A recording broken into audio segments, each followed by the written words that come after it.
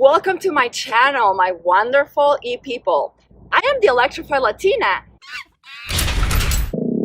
and in this video I will be talking about the differences between e-bikes and e-scooters, and I'm hoping to help you decide in which one is best suited for you. For here I have the Go City electric folding bike. It has a 500-watt motor, and this is a class 2 e-bike. I've been able to get it to 22 miles per hour on a straightaway. And over here we have the eMove Cruiser commuter scooter. It has a 1,000-watt motor, and this puppy will go up to 36 miles per hour.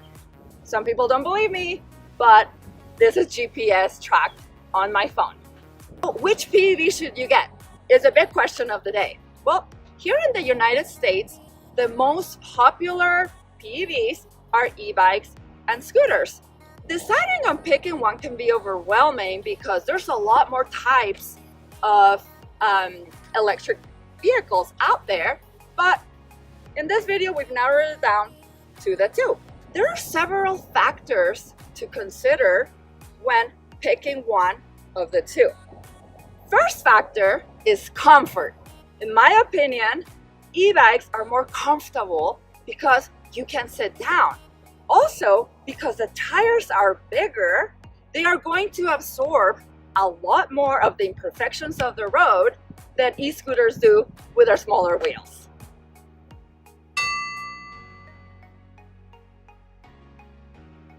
Factor number 2, portability and storage.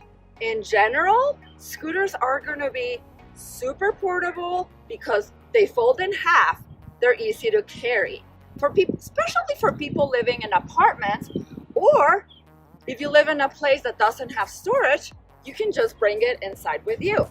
If you go to a store, you can bring it right on with you. If you go to work, just fold it, put it right under your desk. There are some folding e-bikes like this one. It does fold nice and compact, but it doesn't compare to a scooter.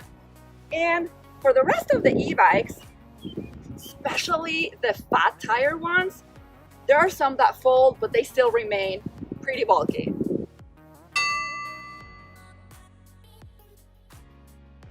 Factor number 3, ease of use. Most people know how to ride a bike, so this just transfers right onto an electric bike. There are just some things to learn as far as using the throttle and the pedal assist. In future videos, I will be talking about how to ride an e-bike. If you don't know how to ride a bicycle, it's still easy to learn. You just have to learn how to balance it in 2 wheels. Now, scooters, they're the most approachable out of all the PEVs. You don't need any real background or experience in order to be able to hop on and go.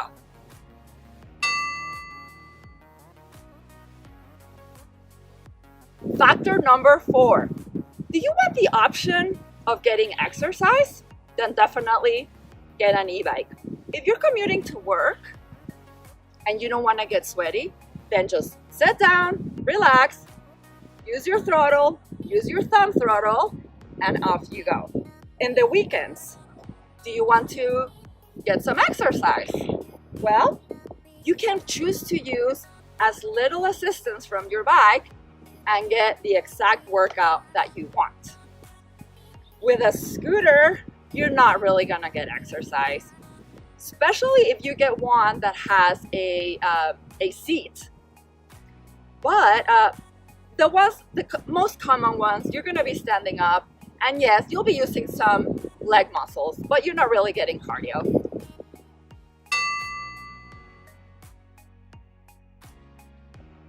Factor number 5, intended use. What will you be using? You need to ask yourselves, what will you be using this PEV for? If it's for commuting, how long is your commute? If you have a short commute, either will work. If you have a long commute, well, you have to think about range because e-bike batteries are way bigger in general than scooters. Do you want to use it mainly for recreation? Either will work. Are you a daredevil or an adrenaline junkie? I would go with a scooter. Normally, scooters can go way faster than e-bikes. Do you want to take your PEV on vacation? An e-scooter will be way easier to transport because you can just fold it, throw it in your trunk. With an e-bike, you have to buy an e-bike rack. And e-bike racks, they're expensive because they are made in order to support the heavy weight of e-bikes. Another question you need to ask yourself, are you going to need to pick up your groceries or haul cargo with it? Then choose an e-bike. With an e-bike, you're going to have an infinite amount of weight to carry stuff. There are all kinds of racks, baskets, pannier bags that you can attach, and off you go.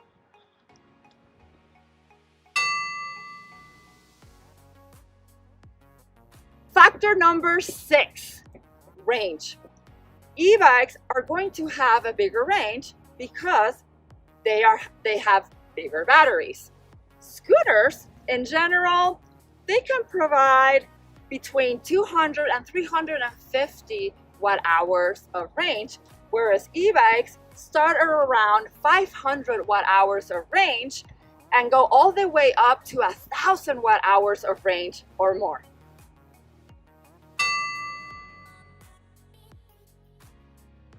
Go. All right, guys, so after having talked about the 6 factors, let's summarize. To make it easy for you, I will list the pros and cons of each. We'll start with the e-bike. 5 pros that I see. Utilitarian.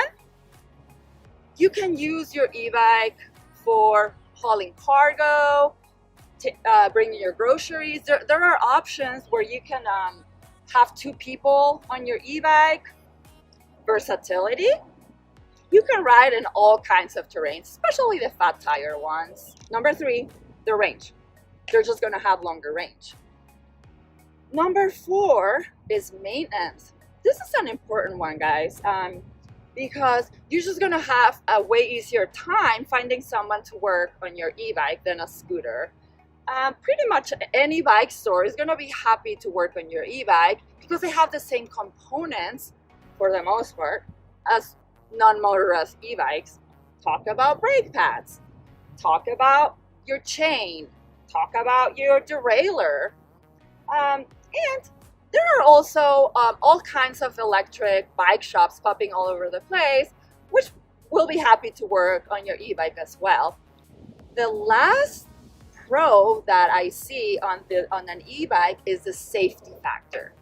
And this is due, again, because of their way bigger tires. You're just not going to trip on as small obstacles like you will with a scooter. A lot of the times too, depending on the price, they come with better brakes, hydraulic brakes. Now let's talk about the cons. 3 of them. They are large and heavy. They're going to be harder to transport and store, and the con is that they're going to be more expensive, a lot more expensive than an e-scooter would. Now we're going to talk about e-scooters and their pros and cons. For the e-scooters, I see 5 pros versus e-bikes. 1, they're going to handle better in tighter spaces. Let's say you live downtown, busy city. You can ride it on a sidewalk. You can ride it easier in between people, in between cars. Of course, you have to be safe. The other one is it gives you a more thrilling experience. Like I said, there's just something about that low riding to the ground. And again, they can just go faster than e-bikes. Number 3, how easy they are to transport and carry. Number 4, they're going to be more affordable. Honestly, they're very convenient to use. Let's say you go to a store. You don't have to worry about leaving it outside, finding a bike rack, carrying expensive heavy logs, and then coming out to find out that your precious e-bike has been stolen. So you have that too, right? You just bring them inside anywhere. For a student, bring it inside the classroom. apartments, houses. That is just super cool about scooters. Let's talk about the cons now. Cons, smaller tires. You could trip on smaller objects, like we said. Comfort, it's not gonna be as comfortable as an e-bike, again, because of the smaller tires. And with an e-scooter, you have to be hyper aware. I feel more relaxed when I'm riding an e-bike than with a scooter, because like have to look at cracks, potholes, small rocks, things that with an e-bike I wouldn't even care. It's just gonna roll right over it. The other thing is, the other con is that if you're not riding in like perfect pavement, especially for the scooters without suspension, it's gonna be a jarring ride because of the imperfections of the road. I have listed the differences, the pros and the cons of each. I'm sure there's stuff that I missed, and I would love to hear from you what you think. But also, I really hope that I helped you decide between the two. I know it can be a daunting experience.